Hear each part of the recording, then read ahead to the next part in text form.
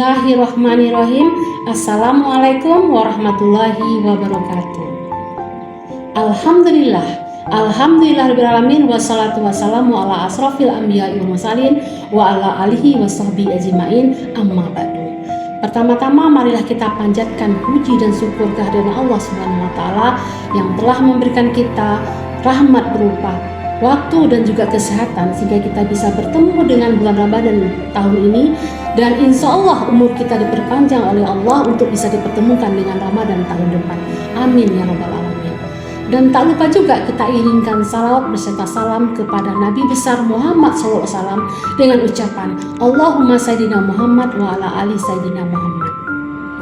Bapak-bapak dan ibu-ibu yang dirahmati oleh Allah Subhanahu wa taala, izinkanlah saya sore hari ini menyampaikan kultum dengan judul 6 keutamaan sholat tahajud di bulan Ramadan. Bulan Ramadan adalah bulan yang penuh berkah dan ampunan dan merupakan waktu yang sangat istimewa bagi umat Islam di seluruh dunia. Selain menjalankan puasa wajib, Ramadan juga menjadi waktu yang tepat untuk mendekatkan diri kepada Allah Subhanahu wa taala melalui berbagai ibadah sunnah. Salah satunya adalah sholat tahajud. Sholat tahajud merupakan ibadah yang dilakukan pada malam hari setelah tidur sejenak, kemudian bangun kembali untuk melaksanakan sholat. Keutamaan sholat tahajud di bulan Ramadan begitu besar karena bulan ini memiliki keistimewaan tersendiri dalam mendatangkan rahmat dan ampunan Allah Subhanahu wa taala. Berikut adalah keutamaan sholat tahajud di bulan Ramadan yang perlu diketahui umat muslim. Pertama adalah doa akan dikabulkan. Keutamaan sholat tahajud di bulan Ramadan yang pertama itu doa akan dikabulkan. Nabi Muhammad SAW bersabda, Rabb kita tabaraka wa ta'ala turun setiap malam ke langit dunia ketika masih tersisa sepertiga malam terakhir. Lalu dia berfirman, barang siapa yang memohon ampun kepadaku, niscaya aku akan mengampuninya. Barang siapa yang memohon sesuatu kepadaku, niscaya aku akan memberinya. Dan barang siapa yang berdoa kepadaku, niscaya aku akan mengabulkannya. Hadis riwayat Bukhari. Yang kedua adalah jembatan untuk masuk surga. Berikut bunyi hadis yang dikatakan oleh Rasulullah saat itu kepada Abdullah ibnu Muslim berkaitan dengan keutamaan sholat tahajud di bulan Ramadan. Hai sekalian manusia, sebarkanlah salam dan bagikanlah makanan serta sambunglah tali silaturahmi dan tegakkanlah sholat malam saat manusia yang lain sedang tidur. Niscaya kalian akan masuk surga dengan selamat. Hadis riwayat Ibnu Majah. Yang ketiga adalah amalan yang membantu di akhirat.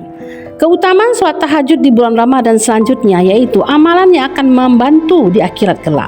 Hal ini merujuk kepada Al-Quran surah Az-Zariyat ayat 15-18 yang artinya adalah sebagai berikut.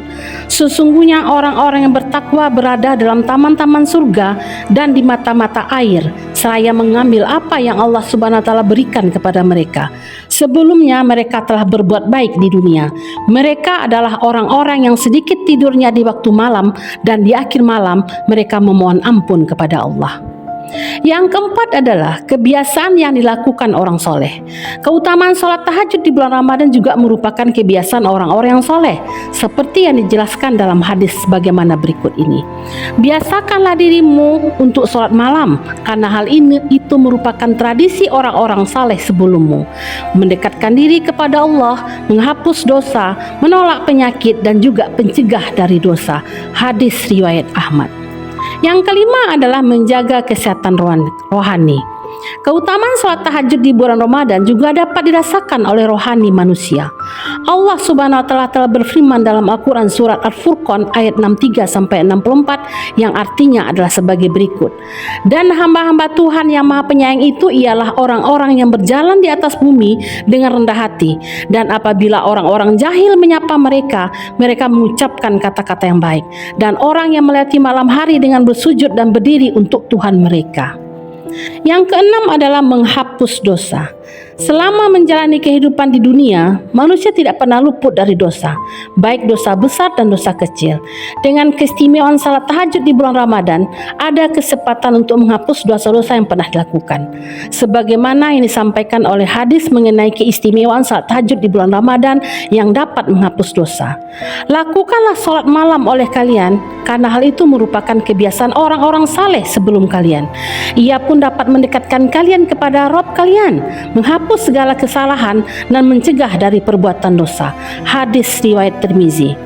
Setelah mengerjakan sholat tahajud di bulan Ramadan, berdoalah kepada Allah Subhanahu wa taala, memohon ampunan atas dosa-dosa yang pernah diperbuat selama ini. Berdoa hingga menangis mengakui dosa bisa membantu membuatmu tenang, karena pada saat itulah Allah Subhanahu wa taala berada sangat dekat denganmu. Namun di balik keistimewaannya, ada ahli tahajud yang justru merugi dan tidak termasuk golongan yang dicintai oleh Allah. Dialah Abu bin Hasim. Apa penyebabnya? Simak kisahnya supaya kita bisa mengambil iktibar dari kisah Abu bin Hasim ini. Abu bin Hasim adalah ahli tahajud.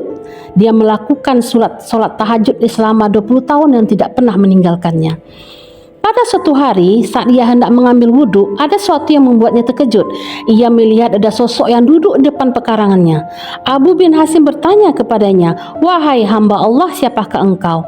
Orang tersebut tersenyum lalu berkata, "Saya adalah malaikat utusan Allah." Lalu Abu bin Hasim bertanya kembali, "Apa yang kamu lakukan di sini?" Malaikat tersebut menjawab, "Saya diberitahu untuk menemukanmu, pelayan Allah."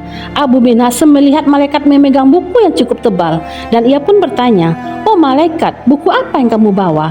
Malaikat menjawab, "Ini adalah koleksi nama-nama kekasih Allah." Mendengar ucapan malaikat tersebut, Abu bin Hasim berharap ada namanya tercatat karena ia telah rajin sholat tahajud selama 20 tahun. Ia pun bertanya, "Oh malaikat, apakah namaku tertera dalam buku yang kamu bawa?" Ia percaya bahwa namanya akan tercatat. Malaikat mengatakan, "Saya akan buka." Malaikat pun membuka buku besar tersebut. Setelah mengurutkan dari awal sampai akhir, rupanya nama Abu bin Hasim tidak ada di dalamnya. Abu bin Hasim meminta malaikat untuk mencari namanya kembali. Malaikat meneliti pelan-pelan dengan cermat nama-nama yang ada di buku tersebut. Kemudian malaikat berkata, "Itu benar, namamu tidak ada dalam buku ini." Abu bin Hasim pun bergetar lalu terjatuh di depan malaikat. Ia menangis dan mengeluarkan air mata yang sangat banyak sekali. Ia menyesali dan berkata, "Kehilangan diri saya yang selalu berdiri setiap malam di tahajud dan bermunajat, tapi nama saya tidak ada dalam kelompok pecinta Allah," keluhnya yang masih menangis. Malaikat berkata, "Wahai Abu Hasim, saya tahu Anda bangun setiap malam saat yang lain masih tidur, wuduk dengan air dingin saat yang lain tertidur di tempat tidur, tapi tangan saya dilarang oleh Allah untuk menuliskan namamu." Kemudian Abu bin Hasim bertanya, "Kenapa? Apa sebabnya?" Malaikat menjelaskan, "Anda bersedia pergi ke Allah, tapi Anda bangga pada diri sendiri dan bersenang-senang memikirkan diri sendiri. Tetanggamu ada yang sakit atau kelaparan, tapi kau bahkan tidak melihat atau memberi makan. Bagaimana mungkin kami bisa menjadi kekasih Tuhan jika kamu sendiri tidak pernah mencintai makhluk yang diciptakan oleh Allah," kata sang malaikat. Mendengar apa yang disampaikan oleh malaikat, Abu bin Hasim terasa disambar petir di siang bolong. Dia menyadari bahwa hubungan pemujaan manusia tidak hanya untuk Allah Subhanahu wa taala, tetapi juga sesama manusia.